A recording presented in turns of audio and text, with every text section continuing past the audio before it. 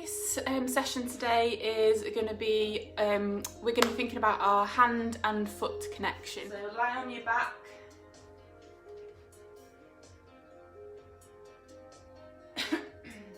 Okay, so we're going to work first on the connection between our bodies and the floor. So we want to feel the connection underneath our feet, underneath the lumbosacral junction, which is the junction between your lower back and your pelvis, underneath your TL junction, which is the junction between your thoracic spine or your upper back and your lower back, underneath both your shoulder blades equally, and then underneath the back of the head. So if you're not feeling those points, then don't worry, we're just going to go through a few things now which are going to get you better connected. So we'll think about the feet first of all. So are you feeling it equal from side to side? If you're not, just have a play with the weight. So just try and push down with the foot that you're not really feeling as much. Try and get that a little bit more balanced. Are you feeling the connection more on the outside of the foot or more on the inside? Or are you feeling it equal between the sides of each individual foot? If you're feeling it more on the outside, try and just lower that medial arch towards the floor. And you also want to think, is it feeling connected from the front to the back equally as well? So try and get a little bit better connection there with between the sides and between the sides of the foot. And then we're going to work our way up to the pelvis. So I'm just going to turn this down a little bit more because it's a little bit loud. Okay, so with the pelvis, we're going to rock our pelvis. So we're going to do a pelvic rock to try and find a neutral spine. So we're going to lift the spine away from the floor, and then we're going to lower down towards the floor. So lift the spine, so peel it away so you get this arch underneath your back, and then lower so you get your spine sort of indenting into the floor. Lift, lower, lift, lower, lift. So you should be getting an arch under here now, lowering. Back should be flattening. And then to find the neutral spine, you want to just stop in the midpoint between those two end ranges. So you should be nice and flat on the floor when you find that spot. So you don't want to be arched, you don't want to be caved into the floor, you just want to be nice and neutral. And with that you should feel better connection underneath your lumbosacral junction. And then we're just going to work our way up to the ribs. So your ribs and your pelvis want to be parallel with each other. So you don't want this sort of open book appearance or like a flared appearance. So when I say that, I mean when you get this disconnection of the pelvis and the rib cage, it looks like you have this sort of flared rib appearance. You get this increased curve in the lower back. So we want to imagine that the ribs and the pelvis are like the pages of a book. So we don't want them to be open, we want them to be closed. So you're going to pull the pages together. So try and pull the rib cage and the pelvis into connection with each other so that they're more parallel. And with that you should feel better connection between your TL junction and the floor now. And then we want to think about the shoulder blades. So they want to be equal from side to side. You want to make sure that your shoulders are in a neutral position, so they're not forwards or up here, they're not pinned back towards the floor. So we just want to create a neutral shoulder position by creating a little bit of external rotation and depression into the shoulder. So we're going to be going in that direction, like a curved downwards direction. So if you're trying to pull your shoulder blade towards your back pocket on the same side. So you've got your shoulders in a neutral position, so like I say, you don't want to pull them back towards the floor. And then you want to work your way up to your head, and you want to push your head, back of your head, down towards the floor. So you don't want to tilt the head backwards into neck extension, and you don't want to tilt the head forwards into neck flexion. So we're just going straight back down towards the floor. You should feel those muscles at the front of the neck working, looking straight up towards the ceiling. And now you should feel the connection underneath your feet, both symmetrically from side to side, underneath your lumbosacral junction, TL junction, both shoulder blades, and the back of the head. You'll feel it down the backs of the arms as well. And then we're just going to now focus on our breath. So put one hand on the chest, one hand on the tummy, and we're going to try and get the breath in the right order first of all. So we want to think about which hand's lifting and lowering as we're breathing in and out. So the hand on the chest doesn't want to move anywhere. The hand on the tummy is the one that wants to lift up and down. So as you breathe in, the hand on the tummy lifts. As you breathe out, the hand on the tummy lowers.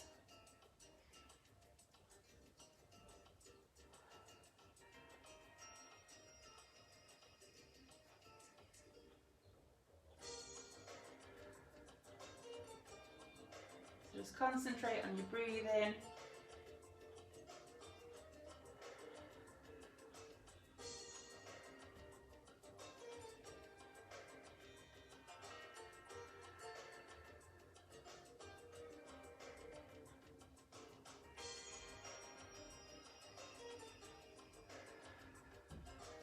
Really focus on that hand on the tummy, lifting and lowering, and this hand on the chest not moving anywhere. If the hand on the chest is moving and lifting up and down, that's a sign that you're a chest breather and that your diaphragm isn't working like it should be. People who chest breathe can often get a lot of neck and shoulder issues because and lower back problems because they're not they don't have the correct breathing strategy or stabilisation strategy when they're breathing, but also because you're using your secondary muscles of respiration instead of your diaphragm, that creates a lot of tension in the neck and shoulders. So if you suffer with your neck and shoulders, or you get headaches, it might be that you're not breathing properly. So even just getting your breathing right might solve a lot of your problems. So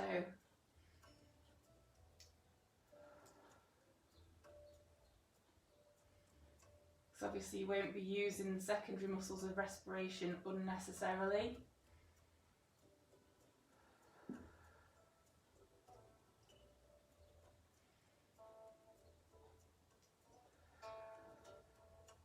Okay, so now we've got the breath in the right order. What we want to do is, as well as getting the diaphragm moving properly, working when you're breathing, so what happens when you breathe in, your diaphragm should go downwards, and then that should create this pressure in the abdomen the whole way around. So the 360-degree breath, so not just a belly breath, 360-degree breath. So we want to feel those muscles activating in the abdomen as we're breathing in. So put your hands around your waist, so find the bony bits at the front, grab holes in here with the fingers, web of the hand around the waist and thumbs in the back. And now to activate the muscles, or to wake the muscles up so you know where you're trying to focus and what you're trying to activate when you're breathing in, if you just cough, feel the muscles expand under your hands as you breathe in. And then think about those muscles now as you're breathing in, trying to lift your hands away and expand and push your hands away.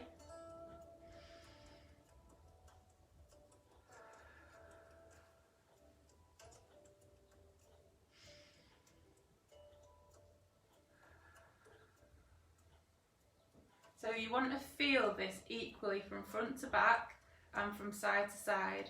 So if you're struggling with that, just start off at the front. So press into these front bits, wake the muscles up, cough again, feel those muscles lift, And now think about those muscles, really focus on those particular muscles, lifting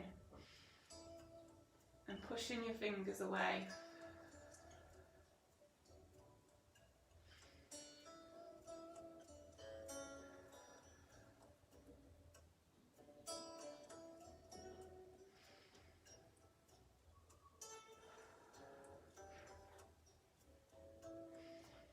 Now grab around the side, cough again, feel those muscles at the side pushing outwards.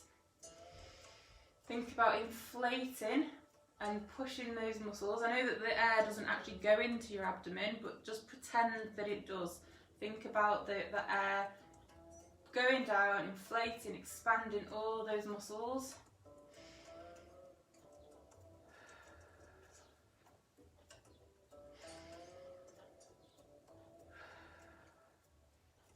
And grab hold in the back. So really, this is where people tend to struggle, is the back. You know, you get the front okay, but really, really struggle around the back. So again, cough, feel those muscles activate. And then try and think about those muscles, trying to flatten your thumb towards the floor.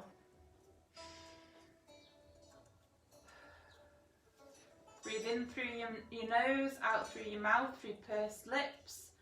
Imagine you're blowing through a straw.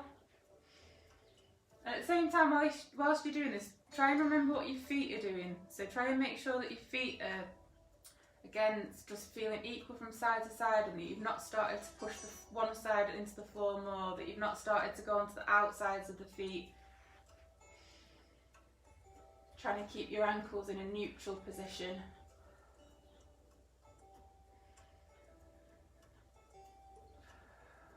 Think about your pelvic floor. So as your diaphragm goes down, your pelvic floor should be going in the same direction, so they mimic each other. So your pelvic floor, think about that going down towards your feet.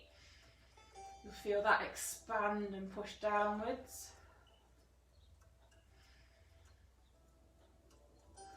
Okay, so now we've got the 360-degree breath.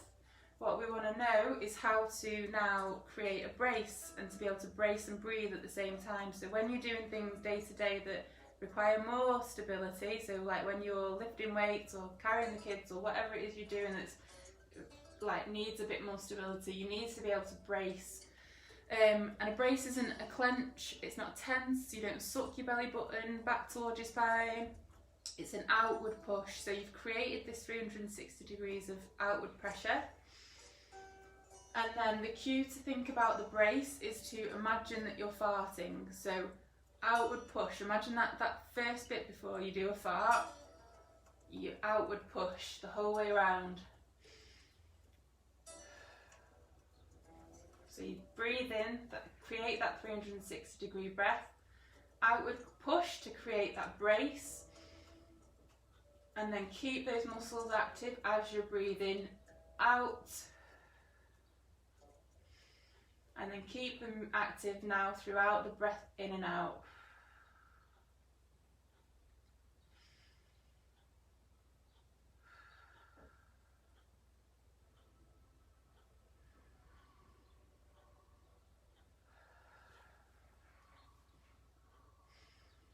Okay, so during this flow there's going to be some things where you're going to need to create that brace, get that extra bit of stability. So we're going to start by just floating one leg into the air, and then we're going to lower back down, and as we lower it back down we're going to try and get that foot connection. So try and bring it down so that your foot lands symmetrically. So you don't land more on the outside of the foot, you don't land on the inside of the foot, you don't land toe down or heel down. So you're trying to get the whole of the foot to connect with the floor at the same time. I'll lift the other leg. And then lower, and just really think about, this is really going to improve your sort of proprioception, body awareness. Really try and think about landing your foot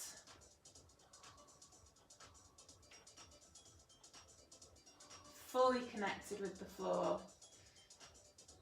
So if you don't do it on one of the tries, think about what you need to do to get that better connection the next time.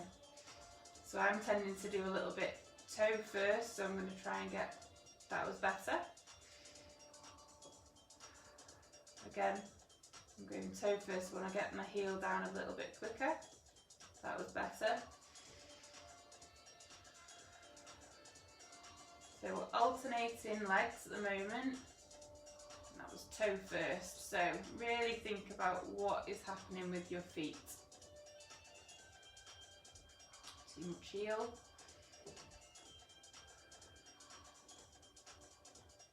Better.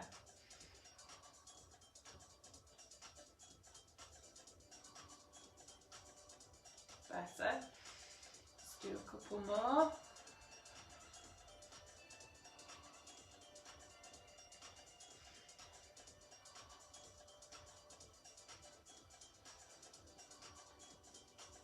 Now we're going to create our 360-degree breath, our outward push, and then we're going to lift the legs, both of the legs into the air. So we want to create that brace with this so that we are using our core muscles to lift the legs in the air, so that we don't let our pelvis tilt forwards. So we're really concentrating on lifting through our core rather than the hip flexors themselves. And then on that lowering, again, we're going to try and get our feet connected with the floor.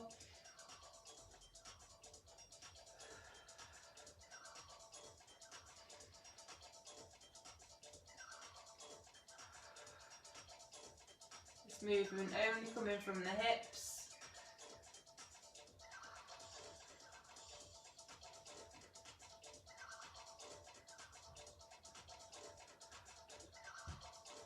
Do a couple more.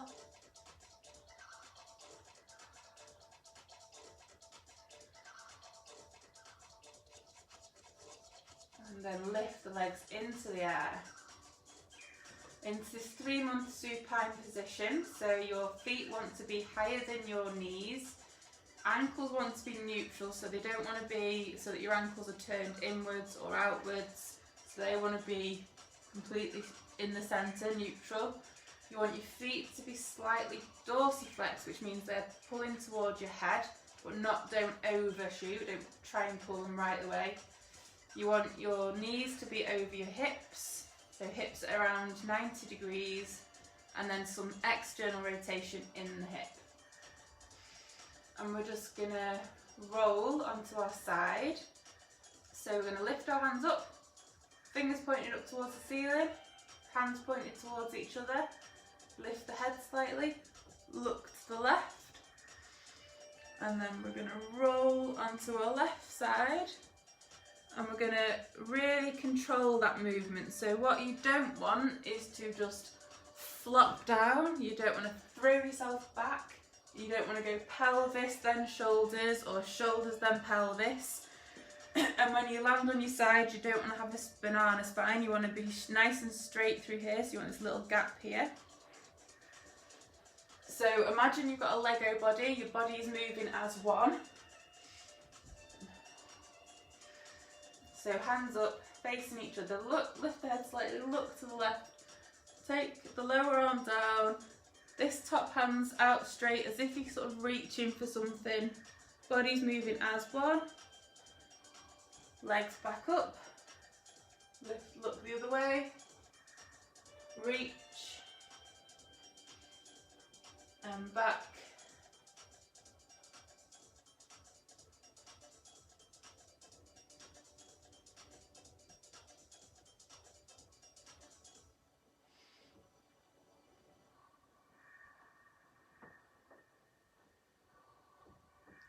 Really control the movements.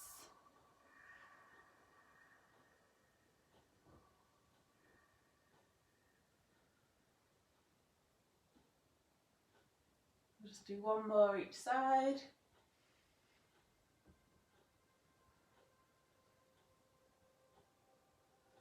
And then we're just going to come onto the left side into this lower oblique sit. So from your roll, you want to just come onto the side and plant this forearm down and lift up. So if you can't get up without hunching the shoulder forward, body banana in, just come onto your side and push yourself up, that's fine. But we want the movement to be nice and smooth, shoulder activated, so that it doesn't pull forwards, it's not by your ears. And we're into this low oblique sit. So, like I said, we're focusing on our hand and foot connection today. So we're just going to be in this low oblique sit, forearm flat on the floor, hand flat on the floor, spine nice and straight, so don't let your spine collapse. And we're just going to push up, so push the floor away into the high oblique sit and then lower. Really concentrating on getting that full hand connection. Don't let your hand scooch to the side so you're lifting this kind of first and second digit. So we want to be completely flat on the floor. If you get better connection through your hand, you get better connection or better activation of the shoulder stabilizers. So we're lowering, lifting, and keep breathing throughout this, obviously, 360-degree breath.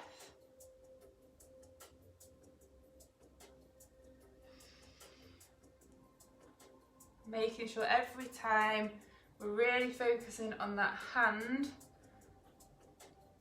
planting down the whole expansion of it.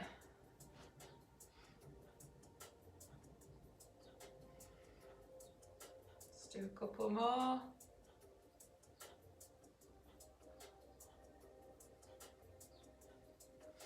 Okay, so put your legs out. We're going to be lifting into side plank. Again, making sure that that hand is fully connected with the floor. Just going to hold this. If this is too much, you can just go onto your forearm and do it. Again, making sure the forearm and the hand's flat. Try and make sure you've got a nice straight spine, don't let your spine banana. Again, shoulder active. And then lower into this high oblique sit. And we're just going to do some hip rotations. So we're going to float the knees up to the ceiling, back nice and straight in this tall sit position, and then go the other way.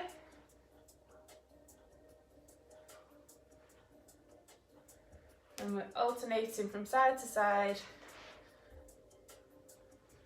So even though it's about hand and foot connection today, we still want to work the whole body. So we're helping with internal, external rotation of the hip. Nice and controlled, so it's a core exercise. Alternating sides.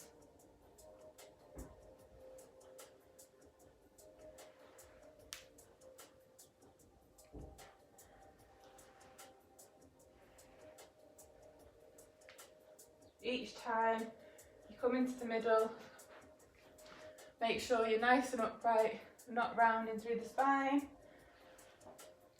And then last one, turn into the right. So we'll go down into the lower oblique sit again.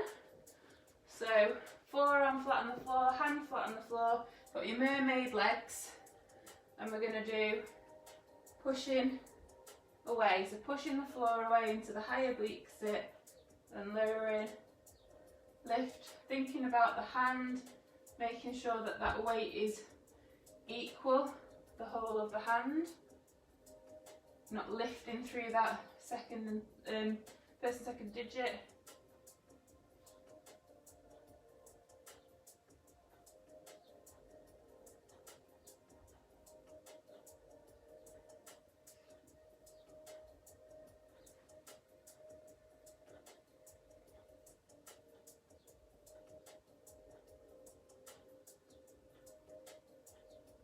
Do a couple more, and now take the legs out, lift up into the side plank, hand fully connected. With this I always put the top leg in front of the other leg, because it gives me a bit better stabilisation than stacking them on top of each other.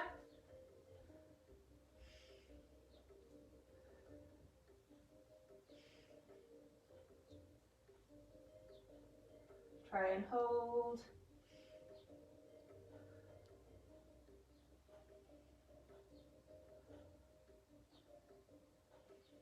And lower. I'm just going to turn this way. So we're just going to come into this tall oblique sit, hinge forwards, lift through the lower glute, so the right glute is going to lift you up, and then pull that left leg forwards into your tripod. So again, this is about hand and foot connection. So in your tripod, you want to make sure, or try and make sure, that your back is as nice and flat as it can be. So you don't want to be just hunched over like this. So you want to try and think about flattening through your upper back. So that's my weak area. I'm quite rounded, so I struggle with this. So really concentrate on trying to pull down. If you're struggling to get it, get some books, stack it underneath your hands so you're a little bit higher, so you can get that flattening through here.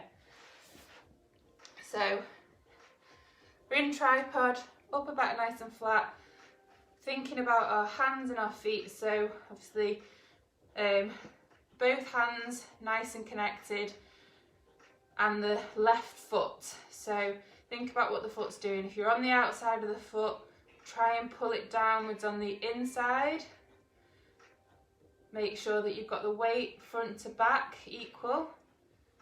And then we're just gonna hinge backwards, keeping the hands planted on the floor, keeping that foot. So try and push the floor down with the hands and the feet. So you're keeping that connection throughout. And then come back. As you're going backwards, try not to round as you're going backwards. So you want to keep as flat as you can. And then you're hinging from the hip, keeping the hands and the foot connected with the floor. As you're coming forward, you'll feel the weight shift over your hands, over your foot. And as you're going back, push down into the floor with your hands and your foot. Keep breathing.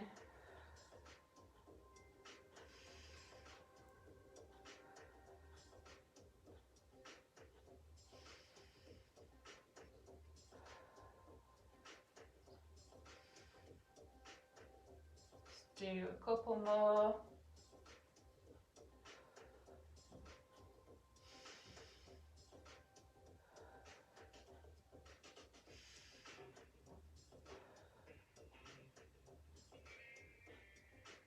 And now back into your tripod, up into your high kneel.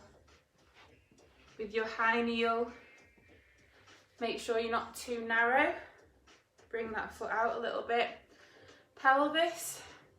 So quite often when we do this position, like with a lunge, the side with the leg that's forwards, pelvis quite often goes into this higher position, so you've got this sort of diagonal pelvis. What we want is for the pelvis to be parallel with the floor, so you're not like unbalanced basically. You'll get better muscle activation with your pelvis neutral, so like you're parallel with the floor, making sure that you've got your neutral spine here, so you're not too tilted forwards, you're not rounded through here. So first of all, we'll get the pelvis in the right position. So we're going to pull down. Imagine you're creating a little bit of external rotation in the hip on that left side, so that you get the pelvis into neutral spine, parallel with the floor. And we want to think about the foot now. So that front foot, where's the weight? Is it on the outside of the foot? If it's on the outside, pull it so that you're trying to pull the inside of the foot down towards the floor. You don't want to collapse into the floor. We're just trying to pull that medial arch into connection with the floor. Make sure that it's equal front to back, so you're not pushing too much into the heel, you're not on your toes. Okay, so I feel good connection there. Again, like I say, if you've got good connection with the floor, pelvis is in a good position, you'll get better hip pelvic stabilisation. If you've got these 2 points there feeling nice and secure, your knee's going to be better supported. So, and curl the back foot under, and then we're just going to shift the weight over the front knee and stand. As you're standing, you don't want to let the knee cave in or go outwards, and if you've got a better foot connection, you should find that you're able to keep that knee tracking that second and third toe better. Keep that pelvis down so you don't want to come up and shoot out to the side. So trying to keep the pelvis in line with the floor and the body still as you're standing throughout, and as you're lowering, again, we want it to go nice and controlled. So shifting the weight over that front foot, feel that connection, and stand. And down, and stand, and back down. Really try and control it. Focus on your breath as well.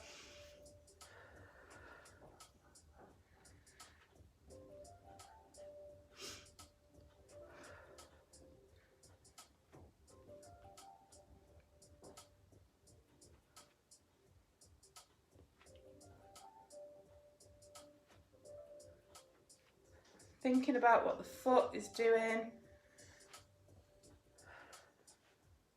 Just do one more.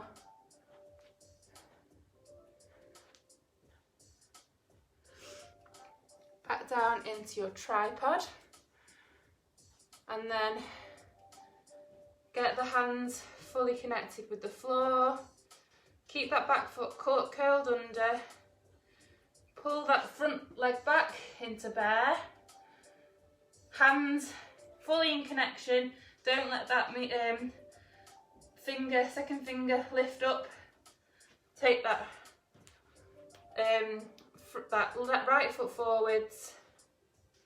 Not second finger, your first finger, because your second finger's that one. So out of breath. So you're in the tripod. So we're thinking about both hands again being fully connected, and that right foot now. So the weight wants to be equal from front to back. You don't want to be on the outside of the foot or on the inside of the foot. So we want a nice and neutral ankle, medial and lateral arches connecting equally, and then we're just going to hinge backwards.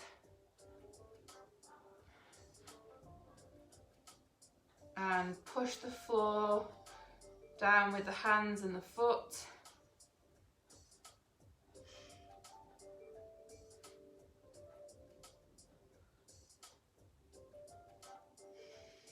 Keep breathing.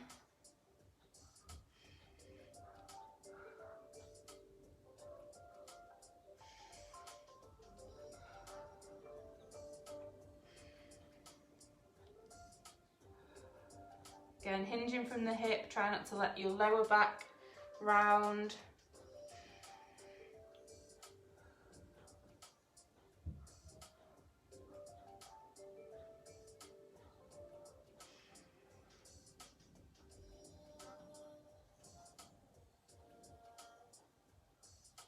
And then last one. And then up into your high kneel again. So again, try not to be too narrow with that front foot. Out to the side a little bit. Get your pelvis level with the floor, neutral spine. Think about the foot. So try and get the weight equal from side to side, from front to back. Try not to scrunch your toes up. You don't want to grab hold of the floor with your toes. And then curl the back foot under. Try and keep that knee tracking the second and third toe. Shift the weight and stand. And down. Up.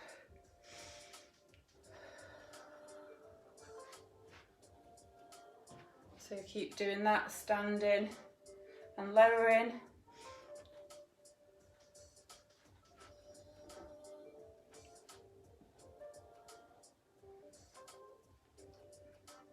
Try and control the movement of the ankle on the way up and down. Don't let it collapse in.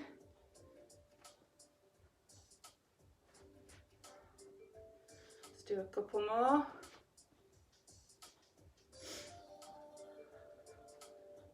One more.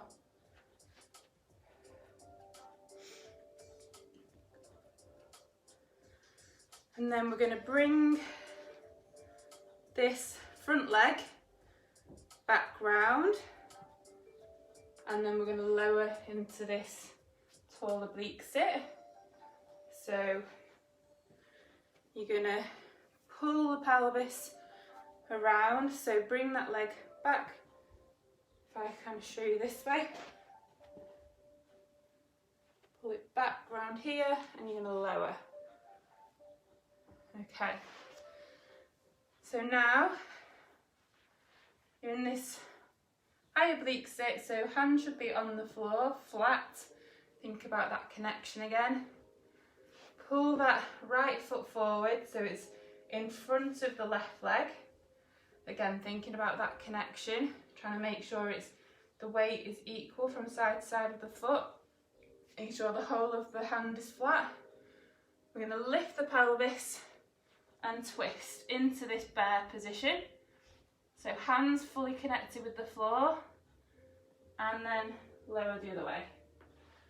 So now the right hand is flat on the floor, left foot flat on the floor. Lift the pelvis, rotate into bear and round. Try not to let your body disconnect, so you don't want to just pull the pelvis up and then shoulders come. So this wants to, imagine you've got your Lego body again.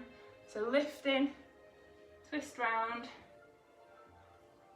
round.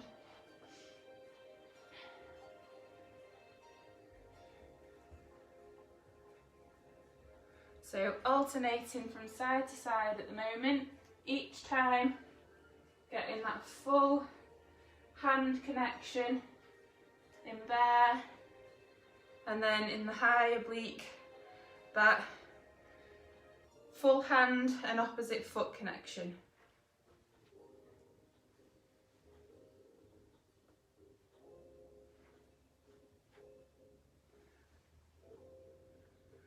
Let's do one more each side.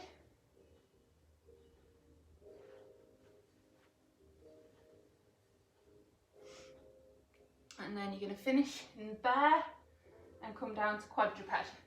So I'm going to turn this way.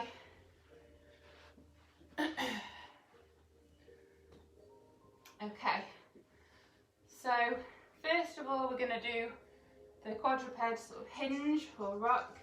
So find your neutral spine, so rock your pelvis backwards and forwards.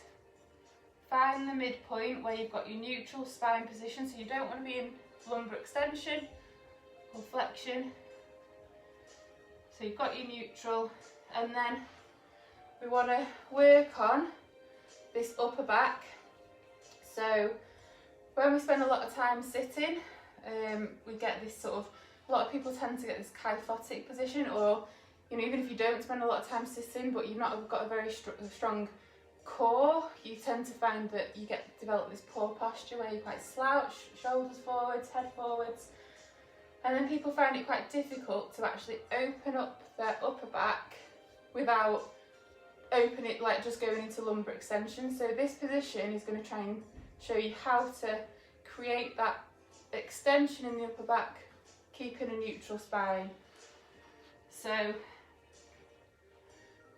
find your neutral, and then from this sort of kyphotic, this rounded position of the upper back, you find your neutral spine, and then you want to pull the upper back into extension without going into lumbar extension. If you find, or if you feel like you've pulled down the upper back and you've just done this, try and keep your upper back in that extended position and then just tilt the pelvis in the opposite direction a little bit to find the neutral position. Make sure you've got your good shoulder activation by having the hands completely flat on the floor. Create that external rotation in the shoulder and depression, so you're activating through here, and then try and push the floor away. You'll get much better activation of the shoulder girdle. And then you're going to hinge backwards, so again pushing into the floor.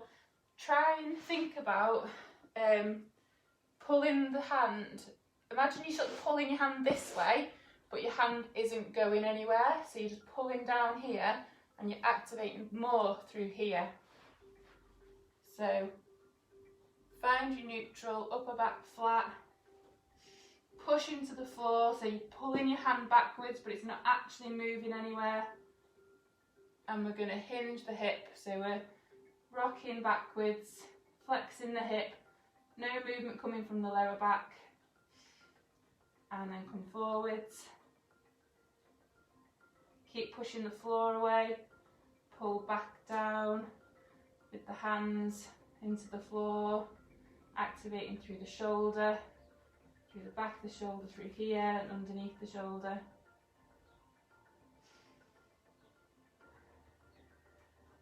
When you come into hip extension, try not to lose it into lumbar extension. So keep that neutral spine throughout.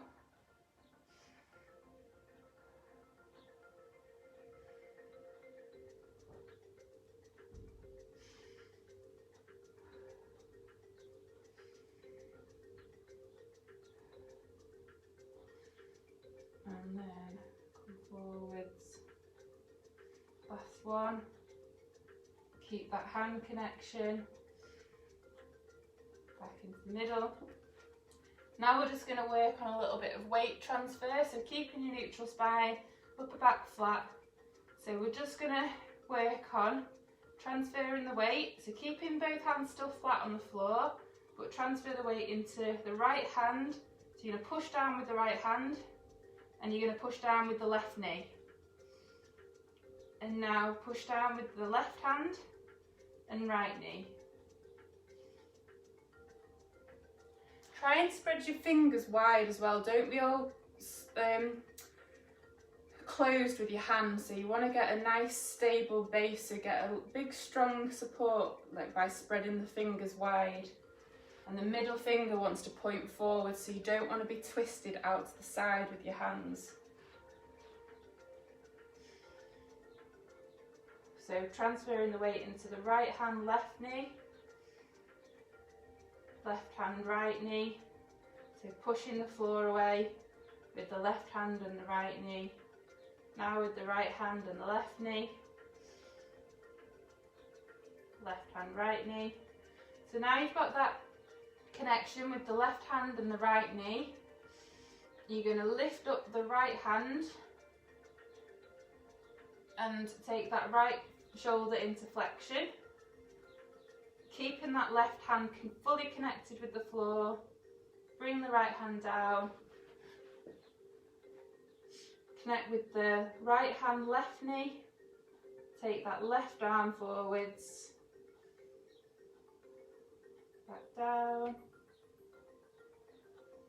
Do the same again, so right arm forwards, so connection with the left hand, right knee, and then right hand, left knee. Now we're going to do left leg backwards, so connect with the left hand, right knee, so push the floor away with your left hand and your right knee and take that left leg backwards. Really control it. Don't let your body try and shift to the sides. The body wants to stay still. Don't let your lumbar spine go into extension. Don't let the pelvis drop as you're doing it. So make it nice and controlled. So you're pushing the floor away with the left hand, the right knee, and lifting that left leg up and pull it back. Transfer into the right hand, left knee, and take the right leg back. Do the same, so transfer the left hand, right knee, left leg back.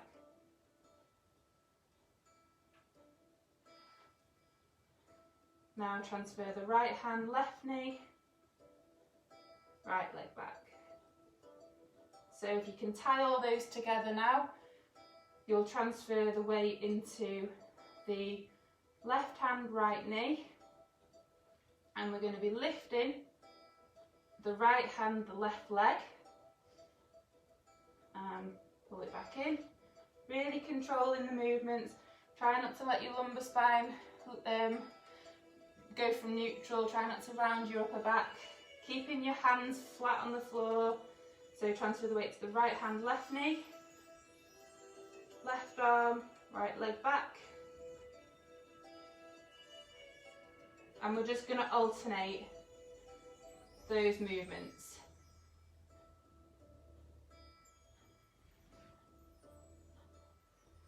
Each time your hand connects with the floor, push the floor away.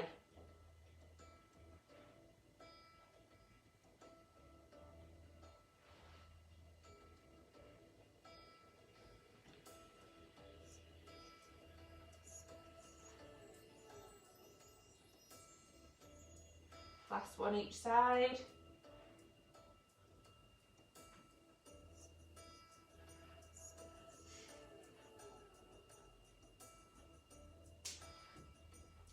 Now come forwards a little bit with the hands. We're in the 6-month prone. Hands fully connected with the floor. Make sure you've got your neutral upper back in extension. And then we're just going to lower our bodies down to the floor. Try not to let that inner hand come up off the floor. And up. And down. Up. We'll do 5 of these, so 3 more.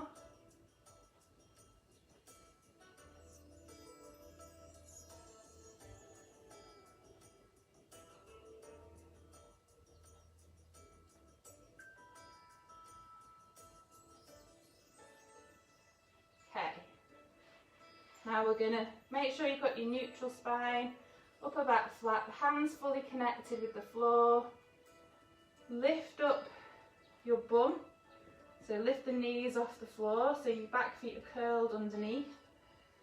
And we are keeping the hands connected, and we're just going to try and keep neutral and then straighten the knees. And lower down. Straighten, lower, keeping your hands fully on the floor. Try not to let your spine round as you're doing this.